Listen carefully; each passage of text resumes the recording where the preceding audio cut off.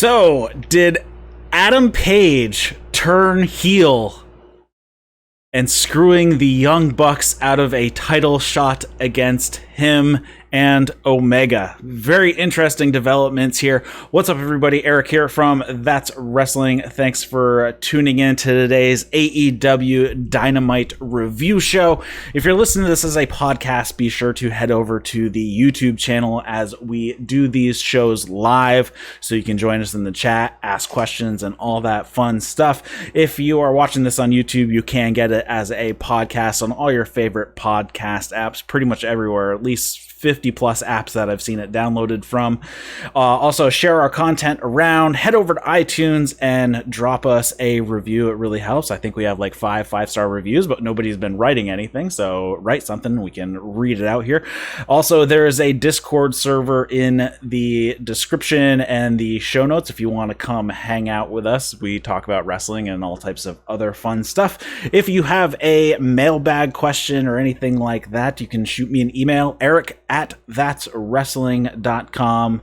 That address should be in the show notes and the description as well. And if you're interested in doing some New Japan co-hosting, get a hold of me, eric@thatswrestling.com, and we can talk about that. I think I'll probably be doing the next New Japan podcast probably on Monday or Tuesday. I haven't decided yet.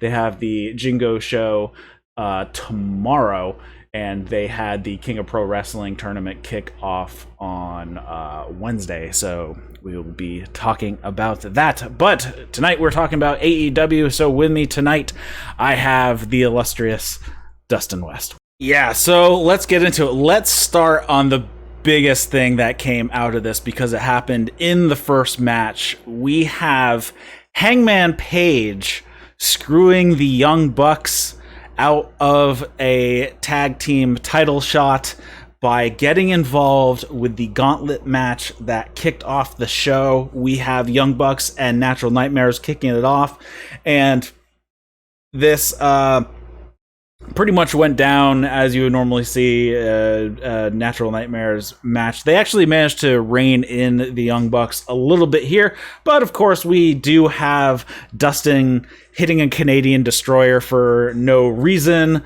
and not really leading to anything. In the end, they pick up with the BT knee for the victory over them, and then they go in to face the Best Friends. I thought this was a pretty good segment of the Gauntlet match. The Bucks go for a Meltzer driver at one point, and Trent manages to avoid it. And then they go up for the Meltzer driver once again, and Nick finds himself being held down by the leg, and we see that it is Hangman Page holding him in place. And while that is happening, we have Matt getting rolled up by Trent for the 3 count, and man, the Bucks are just yelling. Hangman Page looks like he's been crying for hours about what's been going on. He seems very, very conflicted.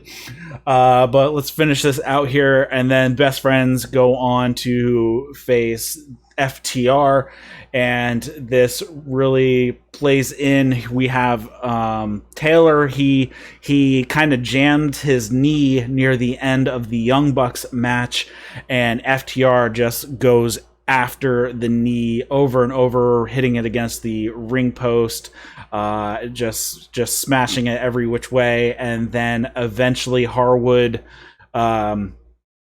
gets back into the ring after a tag and puts Taylor in a inverted figure 4, and we have Chuck Taylor tapping out.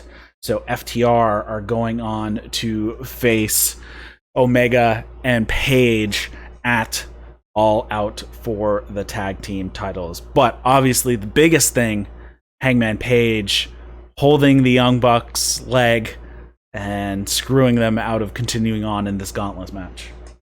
FTR, Page, Omega at All Out. So we definitely called FTR versus Page and Omega at All Out. That shouldn't be a surprise. But with this tag team Gauntlet, I enjoyed it a lot for the sole purpose of there were three, if you look into it, it was one match, but three separate sections of this match, and each match had its own in-ring psychology. So they had the Young Bucks and Natural Nightmares. It was a little humor, a little this and that. QT got to show off his offense. Dustin got to show off his offense. The Bucks do what the Bucks do. It was a decent tag match to start off the Gauntlet, then Bucks and Best Friends. Bucks are blown up, Best Friends. This match between the Young Bucks and Best Friends, I really felt was not the better of the three, but it was definitely the most tag team oriented, I felt, in terms of in-ring psychology. And then you move into FDR coming in to take on the beaten Best Friends. And the Best Friends, like you said, Chucky T's knee buckled, and FTR went in and just went to work. They just assaulted immediately. So you have three different levels of tag matches, three different outcomes, three different in-ring storytelling psychologies. So again, we start off AEW Dynamite with a tag team gauntlet, and the FTR winning is not a surprise to us, but how Hangman Page came out, stopped Nick from partaking in the Meltzer driver, so that way the Best Friends can get a roll-up 1, 2, 3, that is the main takeaway for me. It isn't the FTR versus Page and Omega for a tag team championship, but what it is that storytelling of something that they've been working towards for at least the past 8, 9 months, maybe even further. Yeah, and that's one of the ideas that I floated last week was, okay, how are they going to avoid Young Bucks and FTR? And I floated Hangman Page gets involved, and it looks like he did, because they did lay that little nugget during the promo with FTR where Hangman Page came in, and they kind of planted the seed of, well, if you face the Young Bucks and you lose to them, you will be going back into their shadow. So Hangman's was a little manipulated here by FTR, and is he going to figure it out that he really screwed up, and he was actually taken in by FTR and was played by them? Yeah, I think, I remember you called it, and I remember after the podcast last week, I was like, okay, so if Hangman Page were to interfere, where would it be? Also, because we didn't know the matchups. We didn't know who was going first, who was coming out last. I mean, we knew the Bucks and the FTR weren't going to be in the ring at the same time, but I remember after you called it, I remember thinking, okay, so what with the setup, what's the takeaway going to be? And then it was executed at kind of the perfect time, not just in that match, but it's been such a slow tiptoe where we've been catching stride over the last couple months. So I guess it couldn't have unfolded better, because considering that what we just saw over the past few months and then the past few weeks and then last night, we're really, really going to just really start to understand and appreciate the unfolding of what's going to happen next weekend at All Out, when it is FTR versus Hangman Adam Page and Kenny Omega at All Out. So you get to see where that direction is going, whether Hangman, when he's in the ring, because he's been all buddy-buddy with FTR, we get to see him against FTR. So that outcome and what the implications are going to be afterwards with this decision is going to really catch its stride. So I'm very, very excited. Yeah, and I mean, we do have one more Dynamite before the pay-per-view, so Kenny Omega has not weighed in on this situation. Then we have not had a confrontation between Hangman Page and FTR post this revelation or action by him. So it could be interesting how they play out Dynamite next week, if maybe they avoid it altogether, and the first time we see all of these guys together is at All Out. Or do we get either Omega and or FTR having some sort of address with Hangman next week on Dynamite? So that should be interesting to see how that plays out. I guess I could go either way. If they want to go kind of the quiet route, I guess, then just go straight into All Out without doing any follow-up to this next week, I guess that'd be fine. And if they want to go into it with Kenny and or FTR, that would be fine as well. I could see it going either way.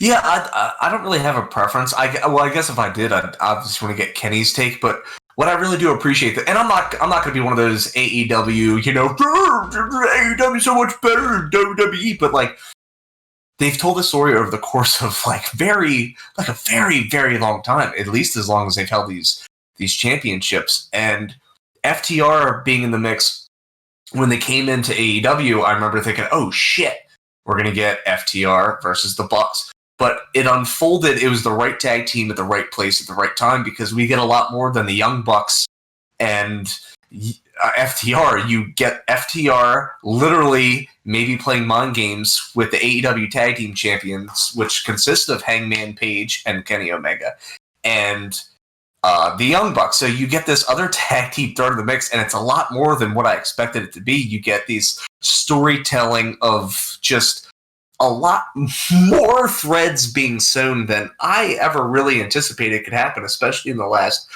couple months, specifically toward this COVID era when they popped up.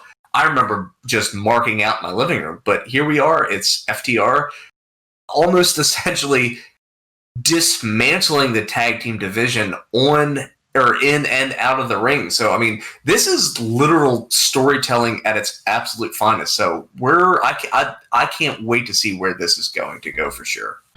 Yeah, one thing I want to say about the Gauntlet match was right at the end of the match. One thing that actually made the end of the match really flat. I mean, we pretty much already knew FTR was going to win, so that kind of already deflated a bit. But commentary was pimping something else when the submission happened. Like they were talking about something completely unrelated to the match, and then suddenly Chuck Taylor is tapping out. Well, do you remember what? Because I must have missed it. No, they were just talking about something that wasn't related to the match. I forget what they were talking about, but it wasn't related to the match. They weren't calling the action, and then suddenly Chuck Taylor is tapping out. Oh, all right. So commentary was out of it for that part. Yeah. Okay. All right. So next up, we had a short Darby Allin video that he sent in, kind of a typical Darby Allin style, black and white. He is skateboarding around wearing a Ricky Starks mask, and then he climbs up the side of this big steel bridge and jumps off into the river. It was a Darby Allin video. Yeah, it was Darby Allin jumping off a bridge. So. Yep.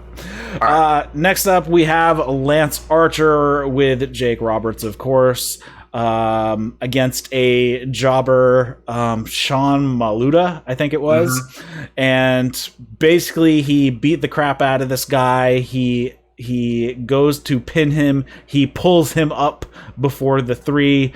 He hits a bunch of more moves on him. Hits a choke slam, then drags him over to the corner, beats him up some more, hits the blackout, then the EBD claw, gets the 3 count. That was basically it here. Yeah. All right. So because after this match, we got something. It went to commercial break, and then it came back into a specific segment. But real quick, so we've done this podcast long enough for you to know that when it comes to enhancement talent, I'm always going to point out the pros and the cons, because it's one of those things where I don't really think a lot of people fully grasp the enhancement part of this. So Sean Maluta did a banging job. Lance Archer came out. He assaulted some members of the crowd, which I think there were other performers, but I couldn't tell who it was. He came out, gave a couple bitch smacks. All right, so this match, you can definitely see the traditional heel calling in this, and it was great because I remember this is the thing. If I can compare it to anything, it would be a couple weeks ago when Lance Archer was going through a tirade in the locker room and put that dude through the ceiling, not the wall. The ceiling. and so this match was a really good, I guess, extension of that. Sean Maluta did his job, and he did it very, very, very good. His timing was perfect. You could see when Sean Maluta was giving him chest chops, you can very, very, very clearly see Lance Archer one more harder. And Maluta hits him one more harder, and then they go through the match. So it's like traditional heel calling from Archer, and they're working through. But that choke slam, holy shit. That is a perfect example of what to do when your job is to make someone look like a beast. Because one of two things could happen with that. Sean Maluta could sandbag him. Again, if you're not familiar with the sandbagging term, it means dead fish. So instead of Sean Maluta jumping at the precise time and putting everything he has into that jump, he makes Lance Archer look like garbage because it makes Lance Archer look like he can barely pick up this guy, and the chokeslam looks like shit. And instead what happened is Sean Maluta leaped as high as he possibly could, and Archer had him up over his head. And Archer's 6'7". So to put that in perspective, 6'7" at the headline, and then he at least had him have a good foot above. So he's close to 8 feet in the air if you take in where his back is, and he slammed him.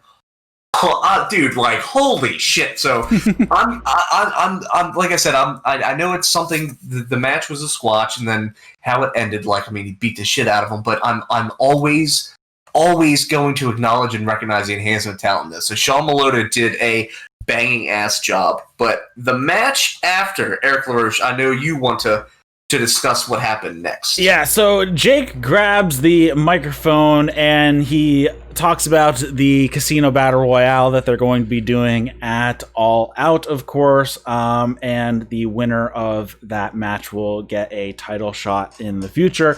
And basically he runs down that there's only one loss on Lance Archer's record, and they want to by winning the casino battle royale that will rectify the situation. And then we have Brian Cage, Ricky Starks, and Taz coming out, and Taz basically says that no, it's going to be somebody from Team Taz. And Taz and Jake Roberts kind of had some very awkward back and forth on the mic here. I think Jake went a tad more rogue than you would think he was going to.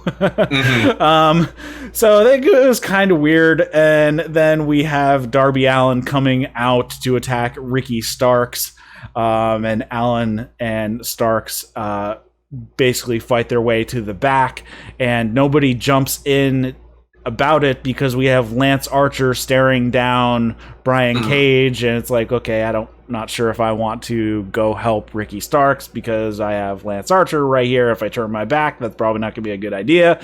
So that kind of at least addressed that. But I thought the segment was okay, but I think the promo went a bit off the rails.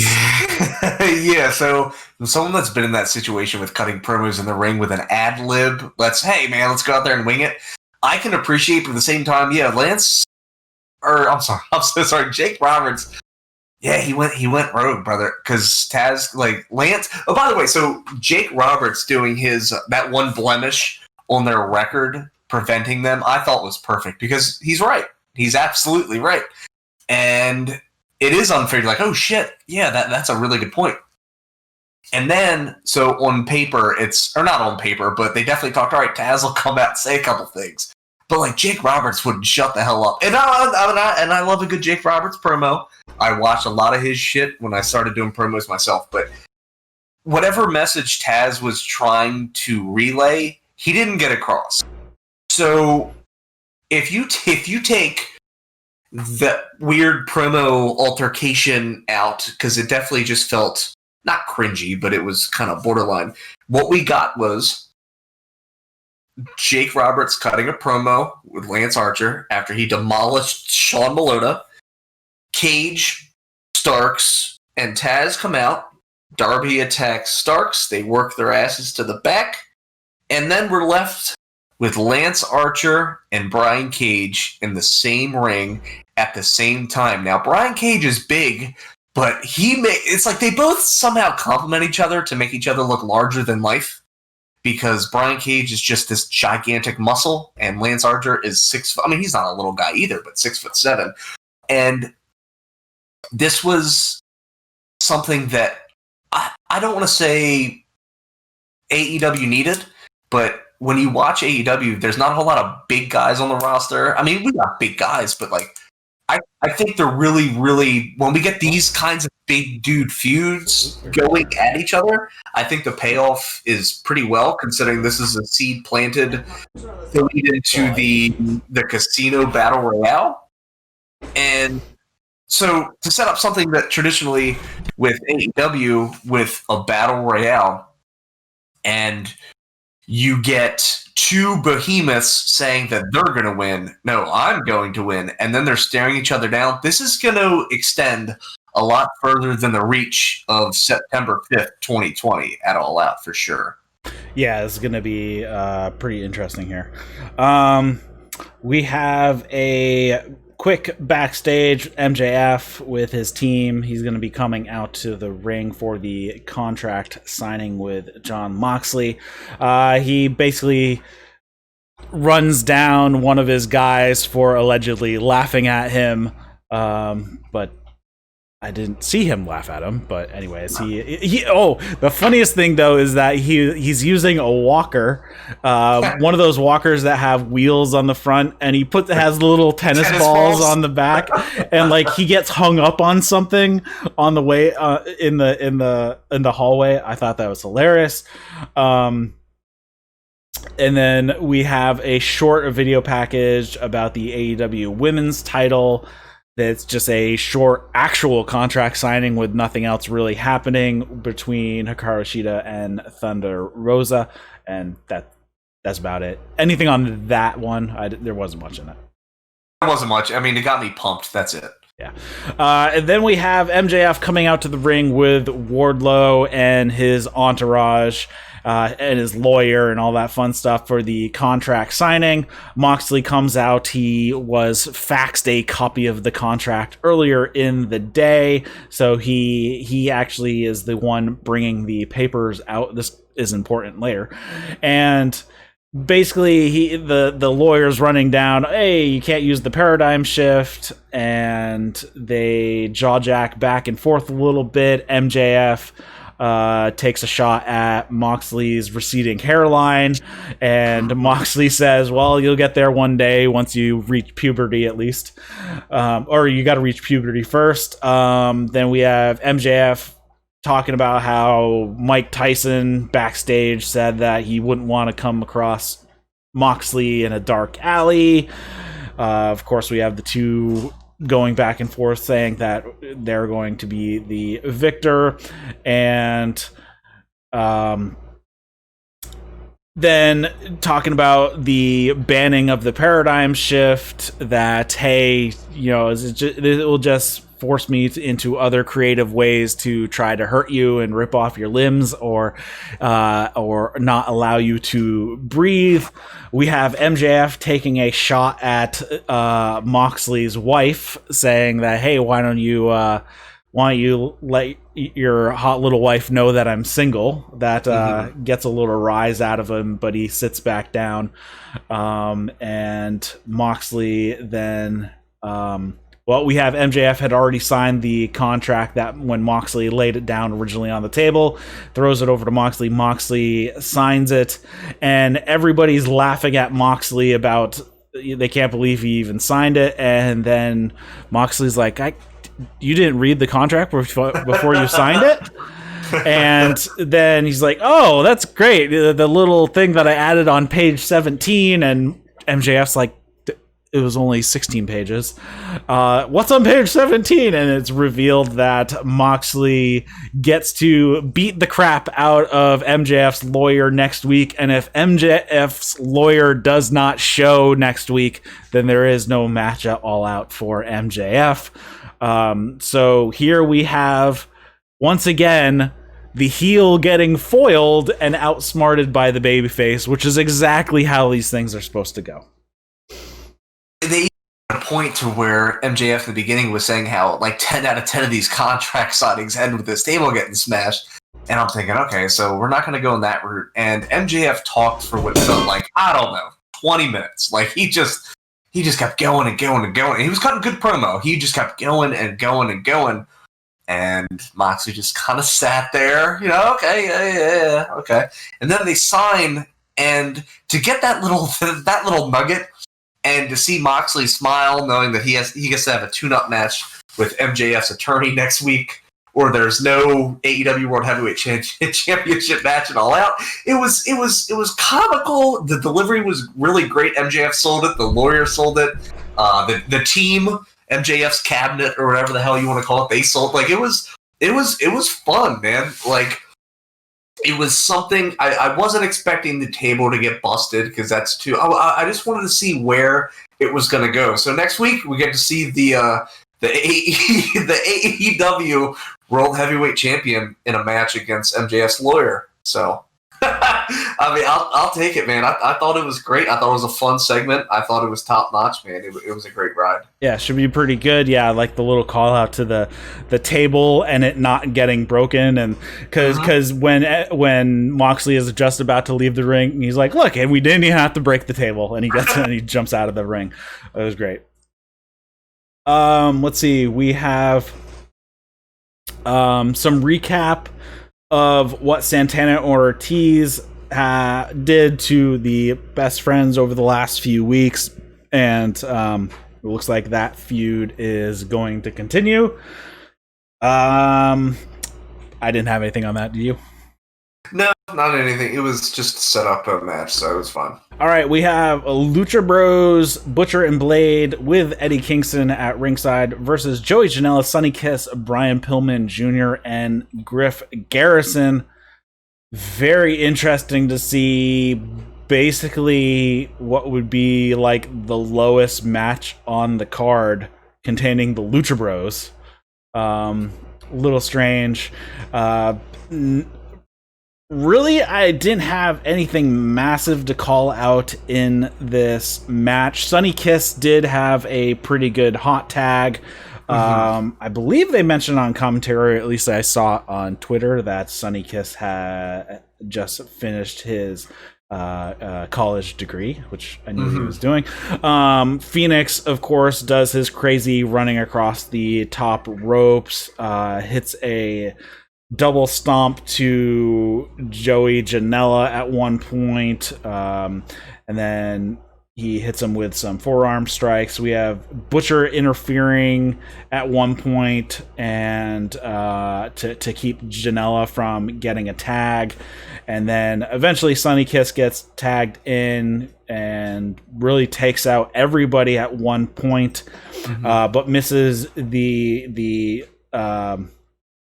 split leg drop, and because Phoenix gets out of the way here. Phoenix goes to the top rope at one point. Kiss trips him up, and Janela hits him with a Death Valley driver on the ring apron, and then Pentagon hits Janela with a package pile driver on the ring apron. Brian Pillman Jr. finally gets tagged in. He had a little bit in the beginning of the match, but at the end, he basically gets tagged in to eat the pin after some double teaming from Butcher and Blade, and then Pentagon and Phoenix hit, I don't know, I forget what they're calling this because they didn't say, but it's basically a draping pile driver with a foot stomp to the back. Yeah. Okay, so yeah, the match, I guess I don't have anything like positive or negative. I mean, it was just a weird. So Eddie King, okay, so it definitely felt thrown together because it was Lucha Brothers, Butcher Blade, Grif, Janela, Pillman, and Sonny Kiss. And the only thing that I really took away from it was Kingston's promo talking about there's been a lot of talk about this being a new faction. He's like, absolutely not. We just used to ride together. We go way back, and I want to see these boys succeed, or something along those lines. Yeah. Which I thought that was fine. I thought that was perfect because I remember last week watching, Eddie Kingston give a little wink to the camera, and so I think that might play into it. But something about this match with who it was against. Not that I had a problem with seeing Brian Pillman Jr. and Sonny Kiss and Grif Garrison and Joey Janela, but it just felt very thrown together. Yeah, extremely thrown together because, like, I mean, Sonny Kiss and Joey Janela have been a tag team for a little while now, which is fine. That's been established. Right. But Grif Garrison and Brian Pillman Jr. are very strange. I don't know I know Grif Garrison has, but he's only been in squashes. Has Brian Pillman Jr. been on Dynamite yet, or has he only been on Dark? I think he's only been on Dark. Yeah, so this is first showing on Dynamite, which is kind of, I don't know, not much of a... Yeah, it was okay. But yeah just a hodgepodge match to get a four-way, which is kind of strange. I mean, there was a couple four-ways on this show, so...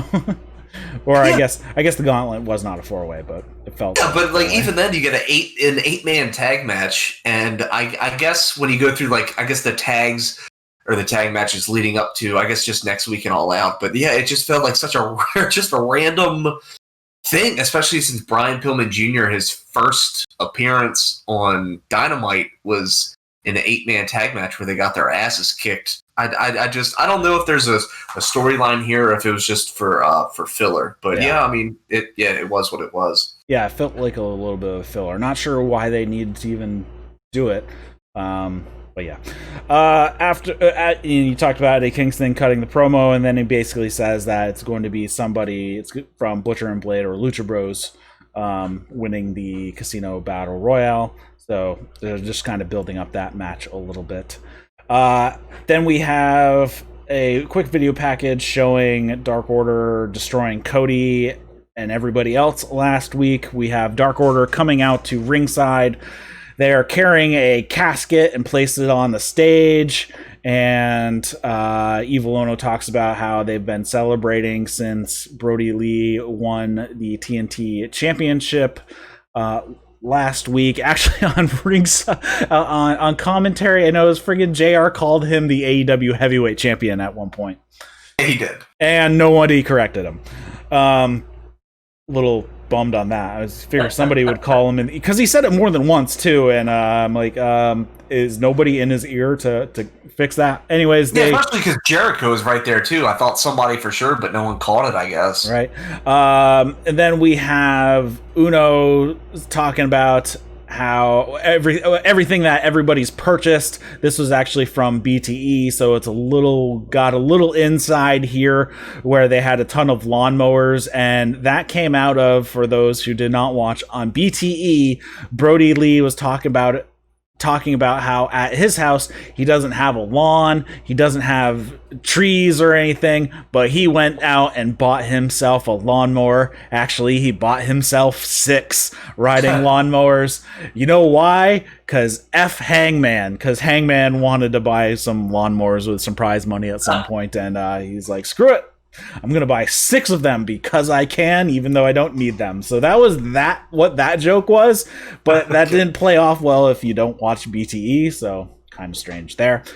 They open up the casket, and they're making it like it's Cody, but of course it's not. It is 10 in the casket, pretending to be Cody. He has the tattoo on the side of his neck drawn on. He's wearing the Nightmare Family jacket, and then he dumps the jacket in the casket, and they close it up, lay out the Nightmare Family flag on the top, and then we have Brodie Lee making his way out. Tony Schiavone gets commandeered by the Dark Order to come talk to Brodie Lee, and he talks about how the Dark Order members were laughed at the beginning, and that he promised to defeat Cody, and now the open challenge is over. No more giving TV time to independent wrestlers. Introduces Anna Jay as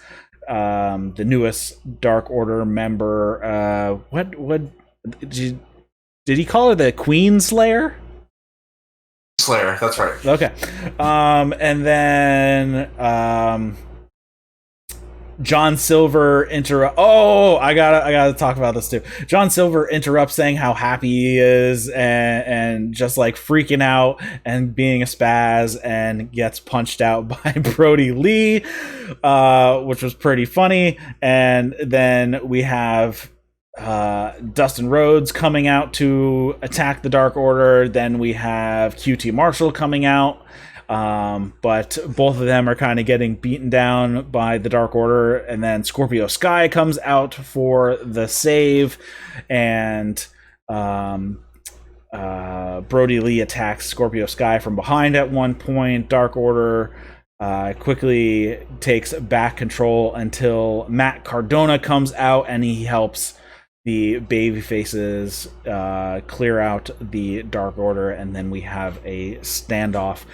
And that was the end of that segment. One thing I want to say, though, one little thing I picked out is when Brodie Lee came out, he was giving high fives to everybody, and he had his hand so high up that John Silver couldn't reach and missed when he swung for it, which I'm not sure if that was planned, but it was perfect. It was great. Oh my god. Yeah, that I forgot all about that. Yeah, that made me, which I don't even know why he attacked John Silver, because didn't John Silver on BTE buy like didn't they celebrate by buying chilies for everybody? Yeah, but he was still super annoying, and he actually got thrown across he got hip tossed across the table at the end of the segment. Yeah. That's right. No, John. I'm just laughing about that high five. No, John Silver and the BTE with the Dark Order has been probably one of my favorites. I think back a couple weeks ago when he was, oh my god, why am I drawing a blank on this? What's the guy that looks almost exactly like John Silver? They look exactly the same. Stu Grayson? In Dark Order. Yeah, Stu Grayson, when John Silver called him he's like, this ugly MFer. And it's funny because they look the exact same, and John Silver's buying chilies for everybody, and he's talking about how great Brodie Lee is, and he's still getting his ass kicked. I don't know, like, John Silver lately has been like making my ass laugh. Anna Jason, the Queen Slayer, I thought was, okay. Colt Cabana in this, he was in ring with the Dark Order the entire time, and again, when shit goes down, I think it was just him, Anna Jay, and Colt Cabana left, but Evil Uno was kind of standing up there at the top, kind of directing traffic a little bit. John Silver is a BT revelation with the Kool-Aid Kid. That is what Daxers wrote in the chat. The Kool-Aid Kid, that's great. No, man. So so I like this segment. I know more happened after this, but real quick about the segment. The Colt Cabana thing, so he definitely seemed like he was just kind of there, just genuinely excited to be there with the rest of the Dark Order and to celebrate Brodie Lee's victory. So he's still, and again, they got him out as the fighting commenced, but yeah, he's starting to show a lot more emotion in terms of what the Dark Order has been accomplishing. So that's pretty cool. That's still kind of, he's being shielded somewhat, but has now seen a little bit more, so curious how that continues to play out. Next up, we have Dasha is going to go interview Hangman Page, finds him at the bar. Young Bucks immediately come in talking about how you were just a jobber when you came in, but you weren't a jobber, but now today you decided to be a jobber, and Matt Jackson calls Page a drunk, throws the drink in his face, and says the Bucks are done with Page and that he's out of the Elite. One little detail is at the bar were also 2 glasses of beer. Not sure if that is a call that FTR was going to be coming in later and he had the beers out ready to go for him, or if that's just a red herring or anything like that. As we talked about at the top of the show, we're not sure if Page is with FTR, if he feels, or if he figures out that he's being used by FTR. Not sure how this goes, but now the Bucks kick him out of the Elite. Yeah, Hangman Adam Page out of the Elite. So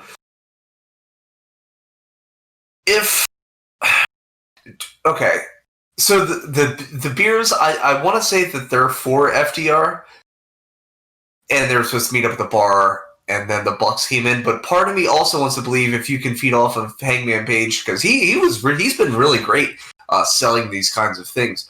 But if his face is any indication, like a very small part of me also wants to believe that those beers were for the Bucks, and he anticipated them to show up, and he was trying to talk. But of course, the Bucks showed up pissed, as they should have been, as I would have been, as you should have been. And they showed up, and they just threw his ass out of the Elite. And Hangman Page sold every part of that emotional spectrum that you would really believe someone to actually have to go through, because you can still tell that he's internally fighting this decision that he made. So I really enjoyed the segment. Again, it's another log in the fire. You know what I mean? Yeah, I mean, he's just been very conflicted for quite some time now on what to do and what is the right thing to do. And it seems like sometimes he does the wrong thing and regrets it. Sometimes he does the wrong thing not realizing that he did the wrong thing or something like that. So he has just been a very conflicted character for quite some time now. And I think tonight he definitely, just like his facial expressions told you everything, that he is completely confused on what he needs to be doing right now. Right, and I thought that was perfect execution, man. And then also the fact that them throwing him out of the Elite is like, so that's the final straw with him being in there. So what do we do now? So I mean, everything about the segment, it really did point to all signs of, okay, so we're finished up that final paragraph, dude. We're gonna head to the next chapter. So here we go. Next up, we have Britt Baker's handicap match here. Before the match, she says, "Hey, if you win, then you can choose whatever type of match you want to have." And this is basically Penelope Ford and Rebel with Kip Sabian on the outside, as Britt Baker is still in her wheelchair. She has a protective face covering because of her broken nose, and which I think is really funny because that was corrected a long time ago, even though like they had the thing where then Rebel hit her in the face during a thing, and they quote unquote re-broke her nose, but that is not the case. She has some crutches out there as well, which I don't know why you need crutches if you're in a wheelchair. The match starts off with Rebel and Ford attacking Swole. Big Swole fights them off. At one point, Swole is draped over the middle rope next to Britt, and as the ref is pulling off, I believe it was Rebel, off from the ropes, we have Ford just like poking her with her crutch. I started giggling at that because it was just a hilarious visual to see. And then we have the match finishing up with Britt throwing in the crutch to Rebel. It gets taken by the ref when his back is turned, when he's going to go throw the crutch out of the ring. We have the other crutch getting thrown in. Rebel takes a swing at a held back Swole. Swole ducks. We have Rebel hitting Penelope Ford, and then we have Swole taking out Rebel, and then getting the 3 on Ford.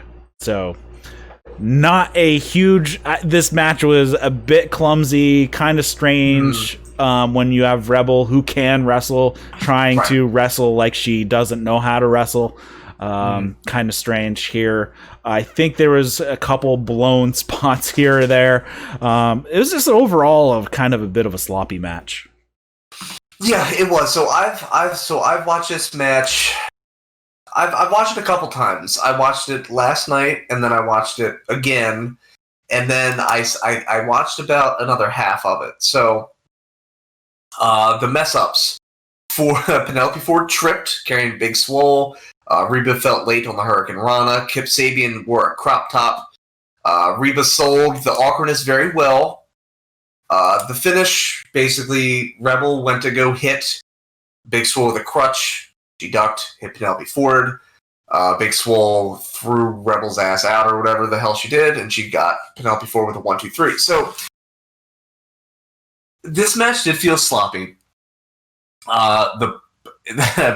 Britt Baker, they made her look like shit, and I mean that in terms of, a face mask, a wheelchair, and a crutch. So they gave her everything to make her like it added to that whole thing that they've been trying to do the last couple weeks / month.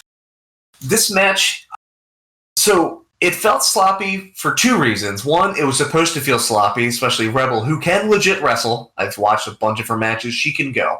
She sold the not knowing what to do perfect.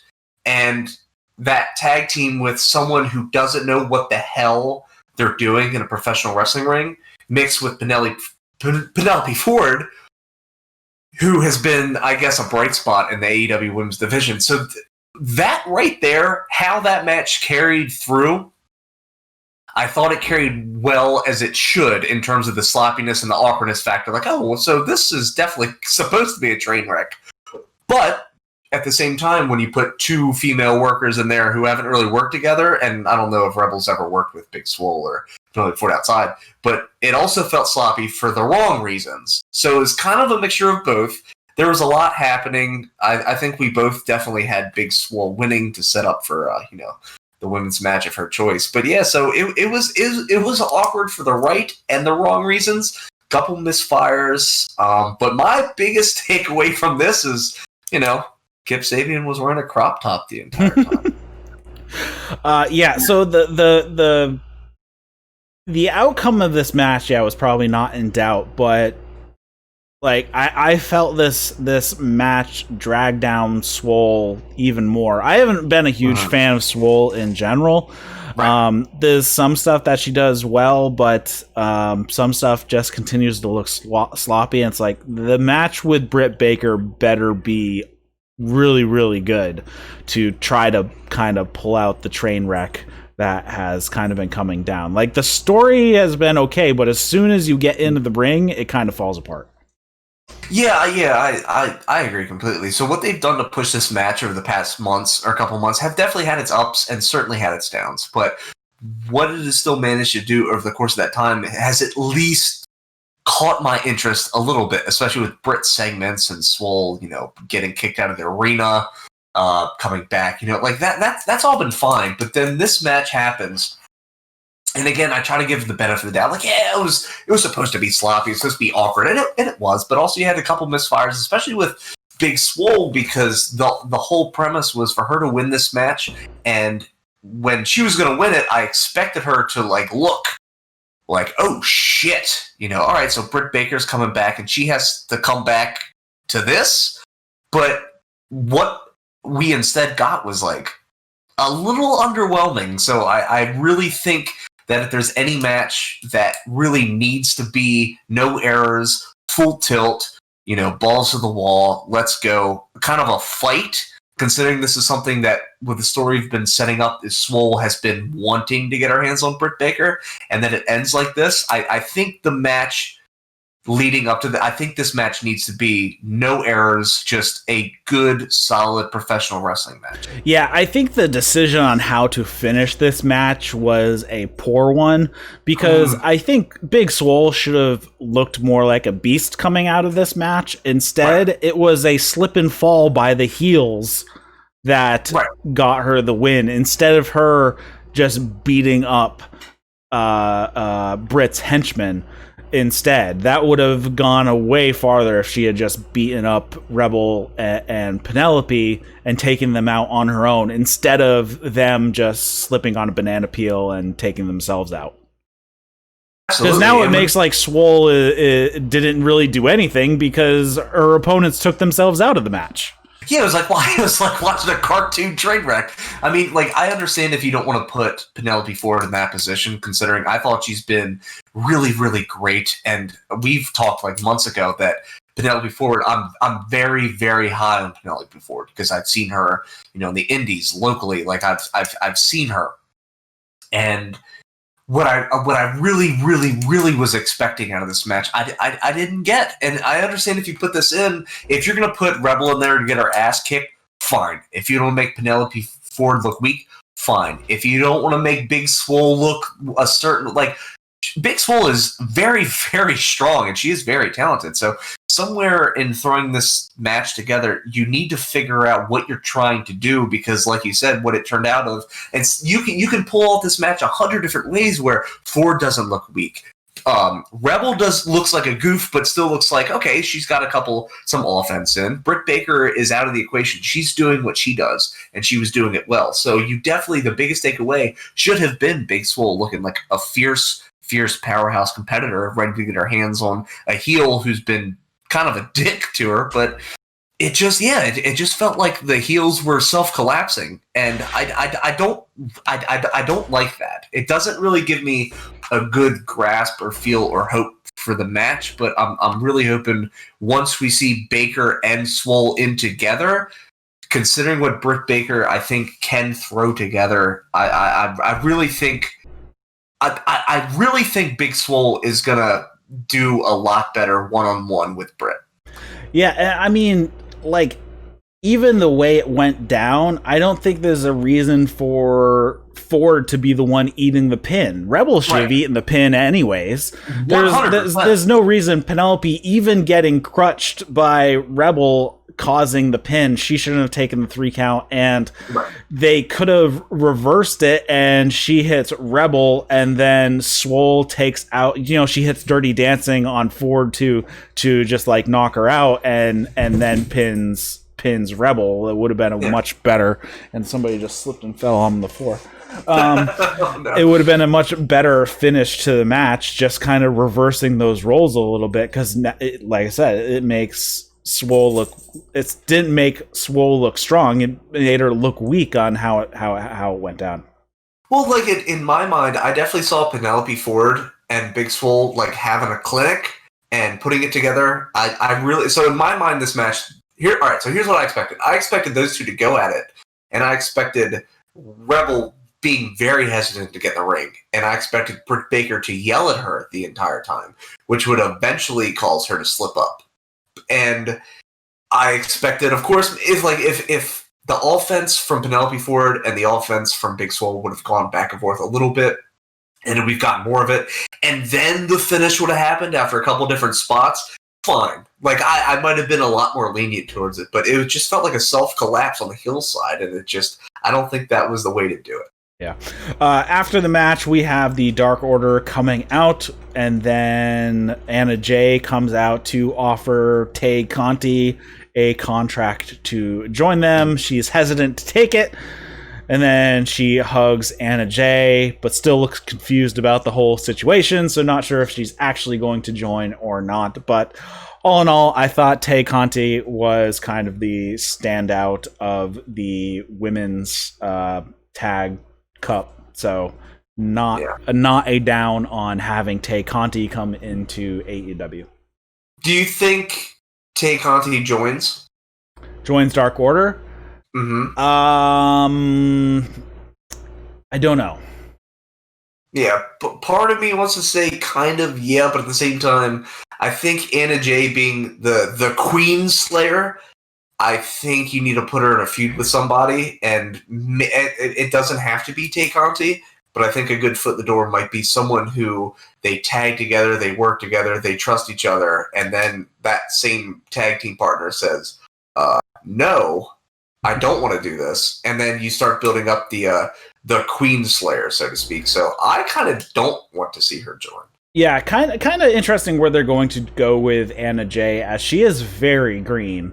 Yes, she has not been wrestling for a long time. Tay Conti has been wrestling for a bit longer, was in NXT and all that fun stuff, and seems to have a bit of a better grasp on everything that's going on. So, yeah, interesting to see. how this goes, I'd rather Tay Conti just stay on her own. But this can work as a short-term story of how she doesn't join the Dark Order. That'd be fine with me. Now, I also hope that I also want to get your opinion on this.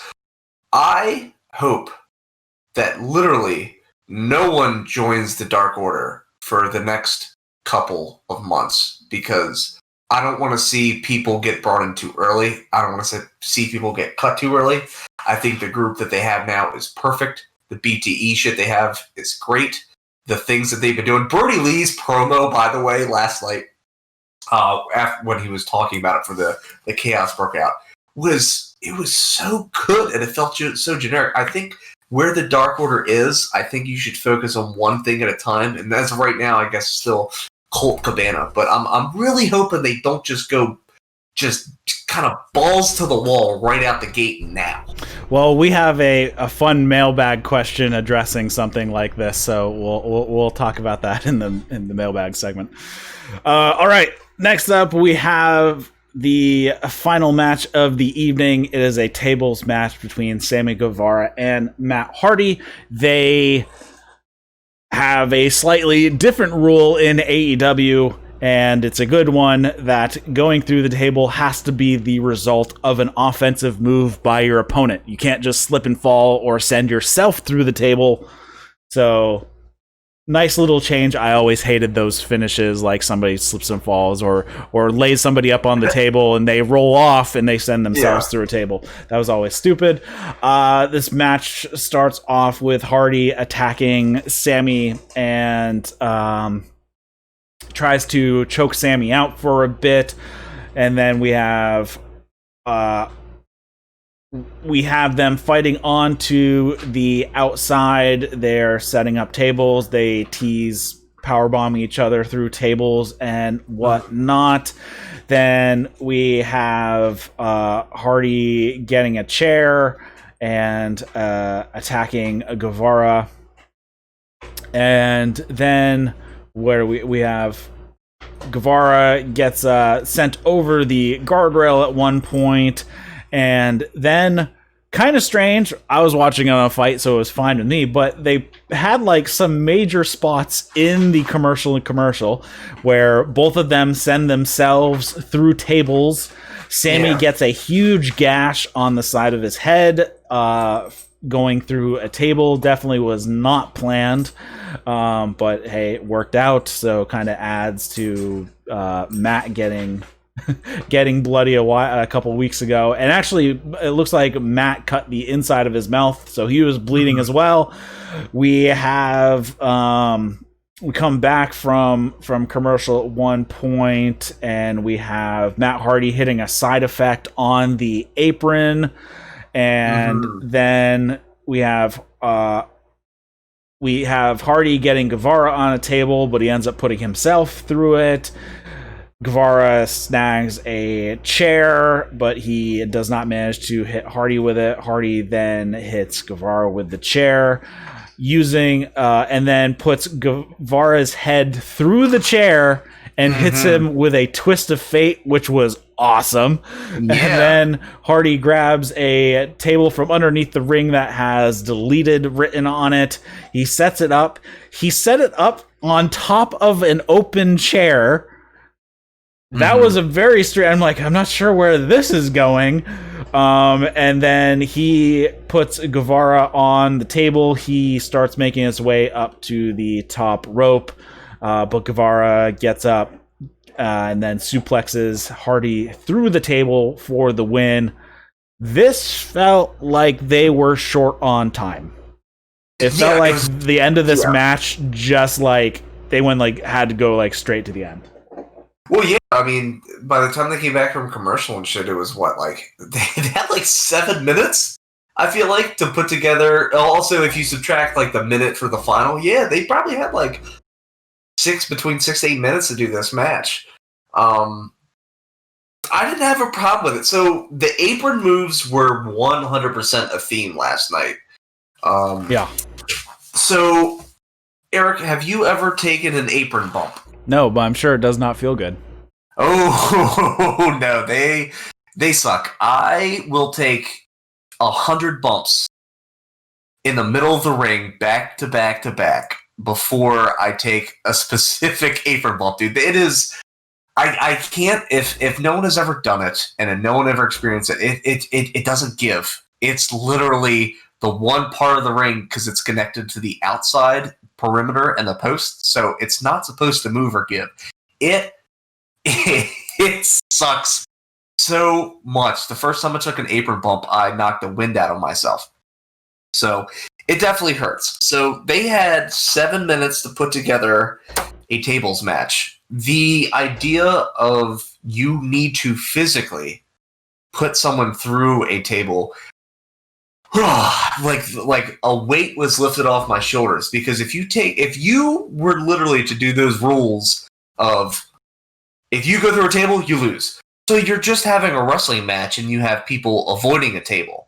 So instead, when you have to put somebody through it, and that's the only way you can win, instead of someone, I don't know, trying to frog splash off it and they get heavy legs and they accidentally fall through it, you have to put somebody through it. So what that engages is an offense. You have two opponents literally trying their best to put someone through a table.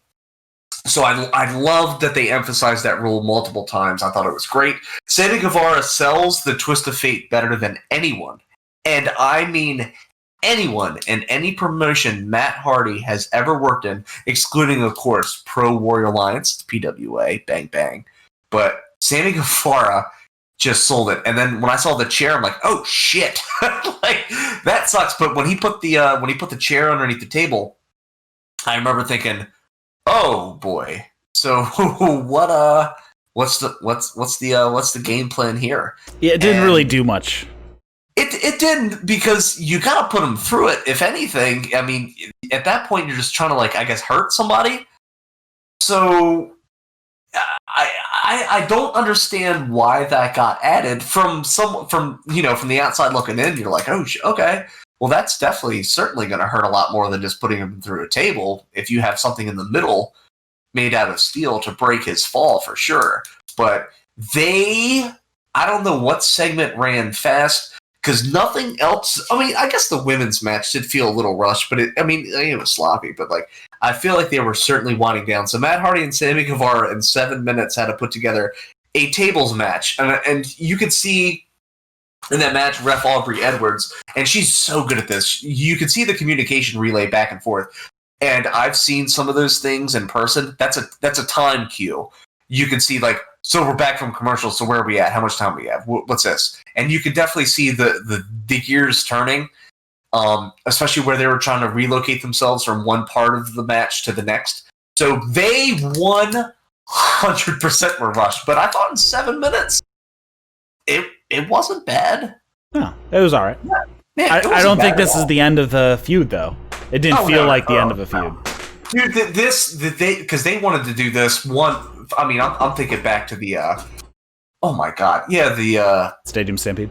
The Stadium. How do I forget that? I love that match so much. Yeah, the Stadium Stampede, and they've been building this up, and of course, we brushed on it last week. Guevara was suspended, so like this match, this feud is not anywhere close to being done. But I honestly think, given maybe another 7 minutes, if you were to double that match from, like, I don't know, 9:45 to 10, make it a 15, that match actually could have been really good. But I think, considering it felt like it was cut in half, it wasn't that bad. No. At all. It wasn't bad. Then we have, after the match, Orange. I just see something flash across my screen real quick up in the corner, and it is Orange Cassidy. He books it across the stage, attacks Jericho. Jericho's been on commentary all night. JR is freaking out about the whole thing. He's like, what is wrong with you guys? They knock over the backdrop to the commentator's desk. They brawl up on the stage. They have to get pulled apart. They brawl some more. They get pulled apart, and that was that going off the air. They were just beating the crap out of each other. Holy shit! He was hauling ass. I just saw this little blur of white shoot across my screen. I started laughing because I knew what it was, but like, it happened so fast. I was sitting there at the match end, like, oh yeah, Sammy Guevara, his hits. And then all of a sudden, you just see, it must have been maybe a second of that wide shot of Cassidy sprinting, hauling ass. And did you see, so I didn't see Cassidy leap over anything. The next thing I just saw them going at it. Yeah, they didn't catch the leap over the announcer's desk, but they did get the aftermath where the backdrop had been knocked over, and JR and Tony are trying to like get out of the way, and JR is just being a curmudgeon about getting involved. He's like, "What is wrong with you guys?" Like knocking everything over. I'm not gonna lie, JR legit seemed like pissed. I think his like mic popped out and. I'd like to imagine like Cassidy. I always have these things how my brain works. I like to imagine beforehand they said, "Hey, Orange, we're gonna do this shot. Wait, we're gonna do the cue. Run across stage. We'll get the camera guy in position." And he goes, "Okay." And then when the time comes, he just hightails it. The camera guy was definitely out of position. They couldn't get the shot. But, like, everything got screwed up. JR legit seemed pissed. They're just screaming. Tony's like, "Are you okay?" And JR's, you can tell he's yelling. Yeah. So I don't know if, like, maybe Orange flipped across the table and, like, hit him, but he maybe he caught a foot or something to the body or something. Yeah, I'm thinking something like a foot to the gut or the chest or, like, something, but he definitely seemed agitated, which I thought added to the whole element of the thing. But, yeah, the go-home shot is Cassidy and Orange beating the shit out of each other. Refs come in, trying to break it up, and that's that. All right, so talking about commentary, Jericho was on commentary all night. What did you think? I thought he was a little overbearing in this one. Too. I thought he was. I thought it was less of Chris Jericho doing commentary and more of Chris Jericho trying to fill in on commentary, if that makes sense. You know, he was. He was overstepping his boundaries, I guess, a little bit. Not just as a heel. I don't know. Like he was a lot more vocal, not in like the bad sense, because I'll take Chris Jericho in any way that I can. But yeah, he seemed a little bit more overstretching his reach when you have Tony and Jim Ross there meshing. You should have a color guy, which is Chris popping in and out. But you had Chris not necessarily trying to take the reins, but he was certainly a lot more vocal than he has been. Yeah, like I felt like he was uncomfortable with silence. Mm-hmm. Which is perfectly fine on commentary to not say something for 10-15 seconds. Just let the match play. And it looked like Jericho like couldn't deal with there being nothing to say or not saying something. He just had to fill every second of airtime. I think that's probably the best analysis to put it. It was just anytime. Because, like, right now, you and me doing a podcast, if we were to sit silent for 10 seconds and there's nothing happening, that's different. Also, the people watching you right now would watch you stare into a webcam for 10 seconds, and it would be uncomfortable for them. But when you're watching a professional wrestling match, you're watching the action. And when moves are taking place and things are being set up, then is the time to make a comment. But it was just, it felt more filler than entertainment. You know what I mean? Yeah. Yeah. Also, for this show, we have paying crowd in attendance. Roughly about 500 people were allowed in. They were required to wear masks. They were grouped with people that they had bought the tickets with. So it was just small groups. Up to, I believe, 6 people were allowed to be together. And then they were separated from all the other groups. You're only allowed to eat and drink at your seat.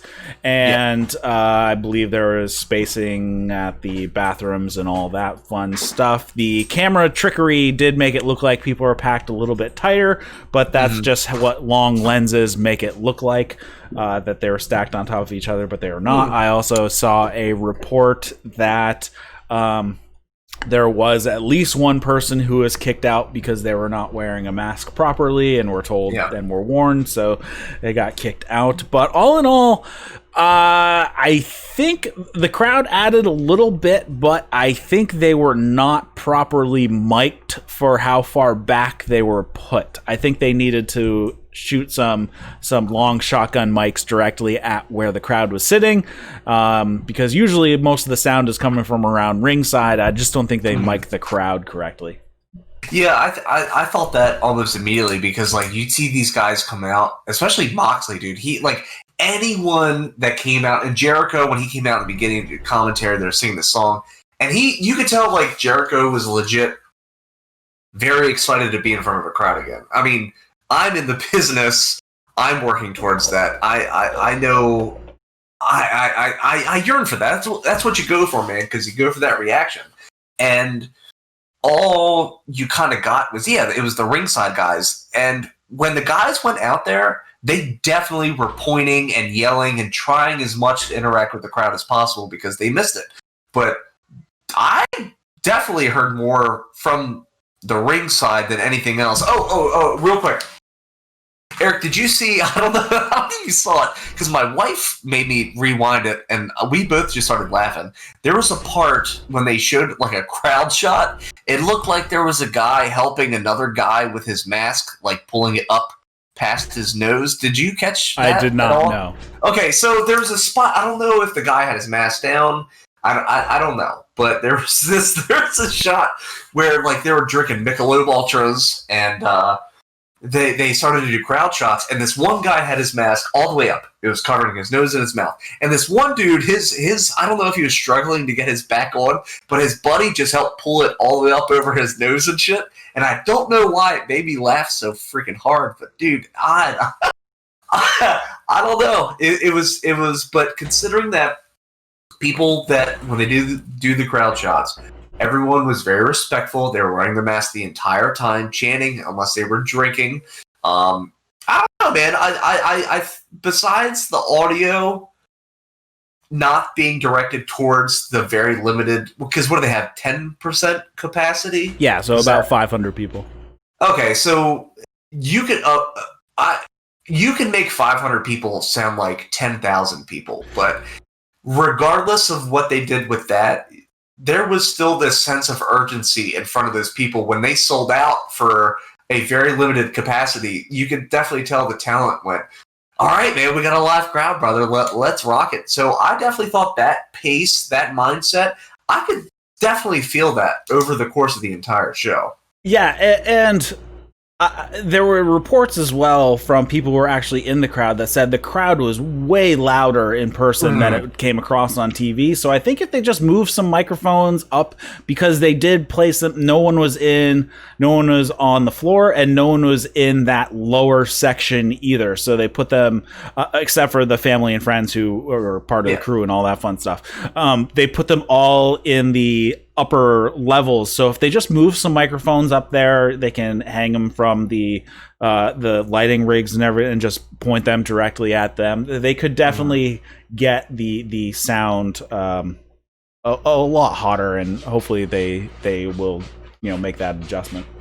Yeah, AEW isn't a company to let it wait. I'm pretty sure they're pretty much aware of like, oh shit, okay, well, we know it sounds a lot better because we're here, and then I'm sure the guys definitely watched their show and went, okay, we need to fix this. AEW isn't a company to just let it sit. I'm pretty sure by next week they will 100% have it fixed. Oh, but also, so they had a 10% capacity for Dynamite. So All Out tickets go on sale on Saturday. Tomorrow. Oh, they go on tomorrow. Okay. Yep. All right. Are they, I guess, still 10% capacity for All Out? Okay. Yep. All right. Yeah, but another thing that it is a semi open air building, so that's going to definitely kill some of the sound because it's going to escape the walls of the building. Whereas if you were inside like a hockey arena, all the sound is kind of directed back towards the center. So I mean, they just need to mic it correctly. And now that they have had the crowd, they know. I guess we need to point the mics directly at them, and then they can play with it from there. So we covered that. We have Daxter's in the chat, going back to Kenny Omega, Hangman, and whatnot. He said, if I was the booker, I would end next week's Dynamite with a final shot of Kenny saying, hey, Hangman, and end the show.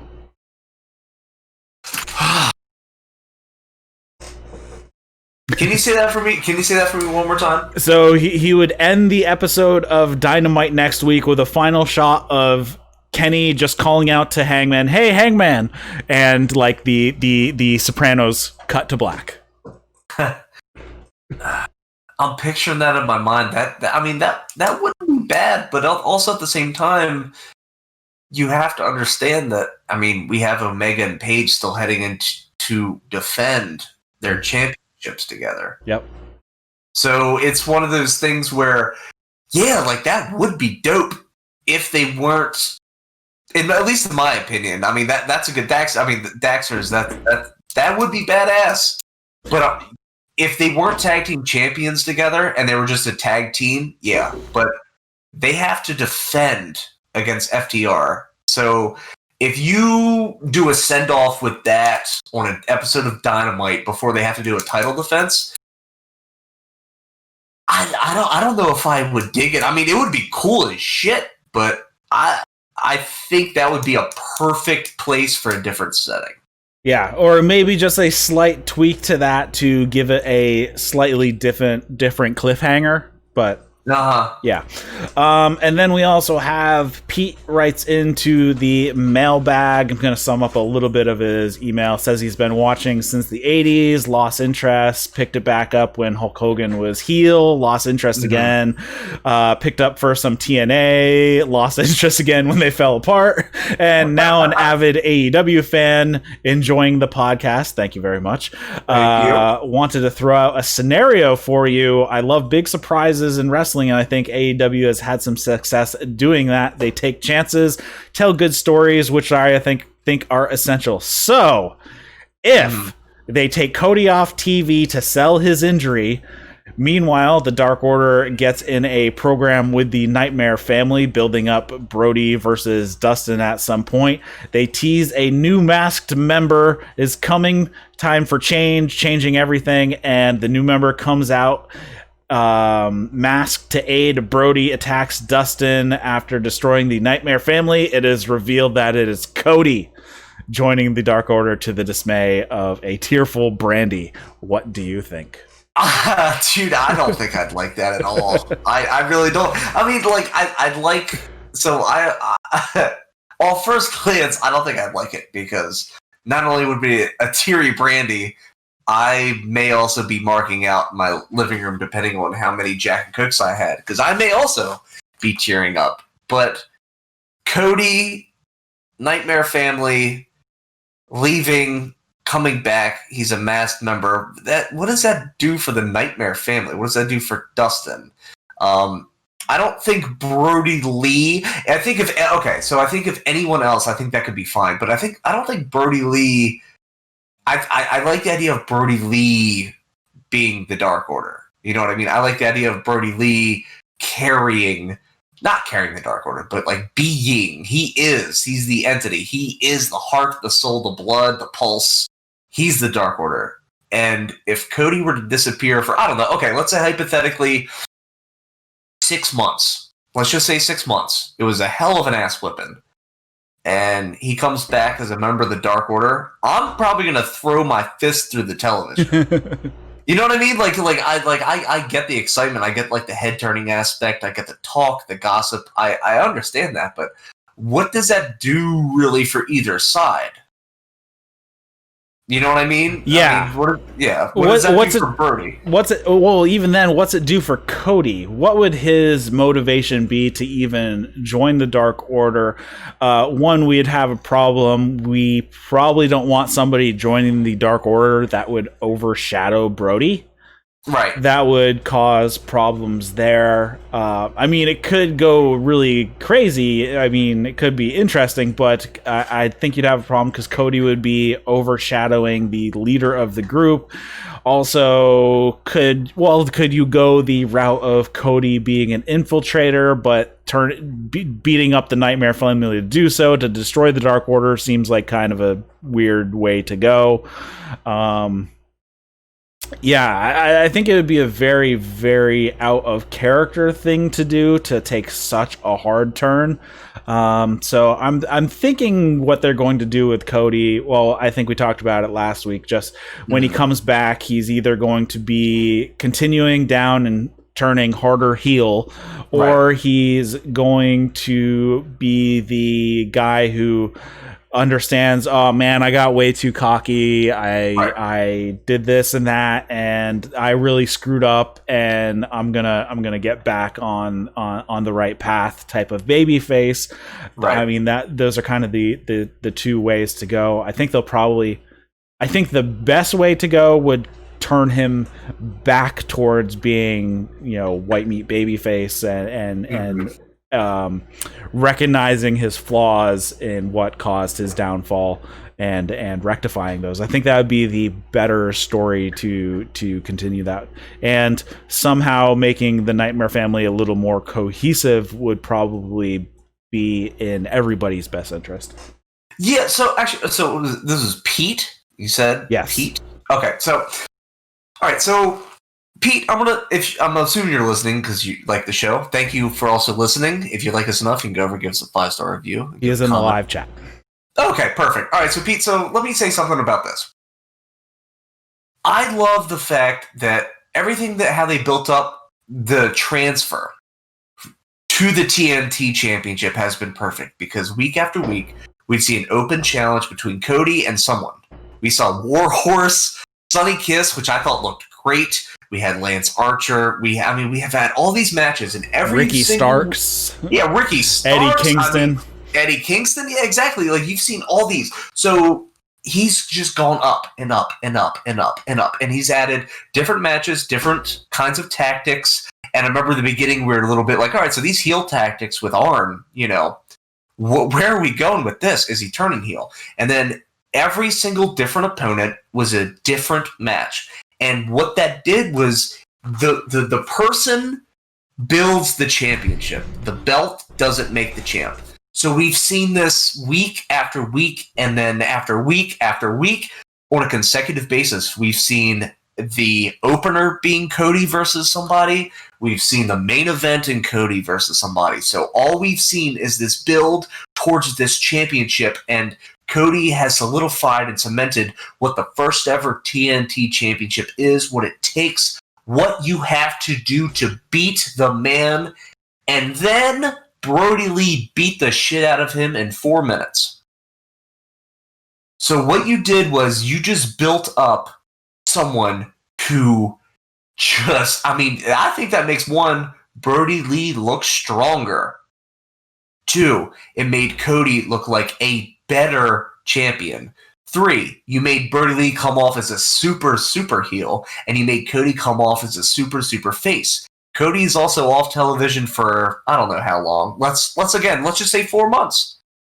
And then if you do all this, the mindset, everything that Cody has put into that championship, the people that he's defended it against, every opportunity that he's given to showcase that championship, and then after a couple months, he just comes back and joins the Dark Order.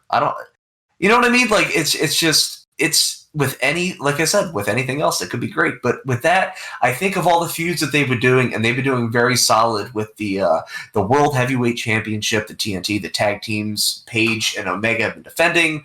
What they've done with the Women's Championship is fine. But with this TNT Championship, if there was ever an opportunity for you to actually see a rematch for a championship, I think the TNT Championship between Brodie Lee and Cody deserves it, considering the dismantling of the Nightmare family. And even if you don't, we could go kind of heel Cody slipping, but I think if you put Cody immediately in the Dark Order, you don't get the slow build and the descent into him being a super mega heel. So I think maybe the plan for coming back might be intricate. I don't know if he's coming back heel. I don't know if he's coming back to reclaim. I just don't know. But when you pass that torch to the Dark Order for taking over business in that division, you open the door for a lot of possibilities. So I'm excited to see where it goes, and I can't wait what we're going to do with it. Yeah, should be interesting. So for next week's Dynamite, we do have some matches already announced. We have Chris Jericho taking on Joey Janela. That should be an interesting one. We have Jon Moxley with his tune-up match with MJF's lawyer. We have Santana and Ortiz taking on Best Friends once again. So I guess that is not going to be pushed to the pay-per-view. It's not really a big enough storyline anyways to get pushed to the pay-per-view. Though we do have an interesting match. We have a four-way of Young Bucks and Jurassic Express versus Private Party and SCU, and then the winning team will then break out and face each other at All Out. So we could have Young Bucks versus Jurassic Express or Private Party versus SCU at All Out, so that could be an interesting one. Also, for those who are looking for some other content to listen to, there were some good interviews on some podcasts. Jon Moxley was on an episode of Wrestling Observer. They went like an hour and 40 minutes, but it was very good. He talked about all types of stuff, talked a little bit about Renee leaving WWE this week and her cookbook. And then there was also Sammy Guevara was on Unrestricted last week, AEW Unrestricted, which is a good one. Plus we have Ricky Starks on the newest one that just came out yesterday. So definitely some good interviews to check out with some AEW talent on some other shows as well. So wrapping up, do you have anything else you want to discuss before we finish it out? Yeah, just a heads up to all the listeners. If you're tired of listening to me rant, well, for the next 2 weeks I will be out. I feel like we were talking before. I feel bad being gone for a month, coming back for 2 weeks, and I'll be out. But for the next 2 weeks, I am no longer going to be on, but I will be back the following week. Nothing new besides, wear your masks, stay safe, dude.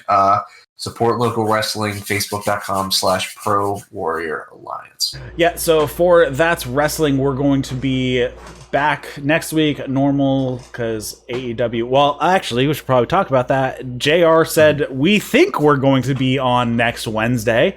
That could change because of all the things that went down with the NBA, so we don't know if there's any games that are going to be scheduled and pushed to Wednesday. They weren't supposed to, but they might end up. So we don't know when AEW is going to happen. So right now we're planning regular Thursday. We will be doing That's Wrestling. And then on Sunday, I'm not sure what time yet, but we'll be doing the All Out post show. And then once again, the following week, currently AEW is being pushed to Thursday the 10th.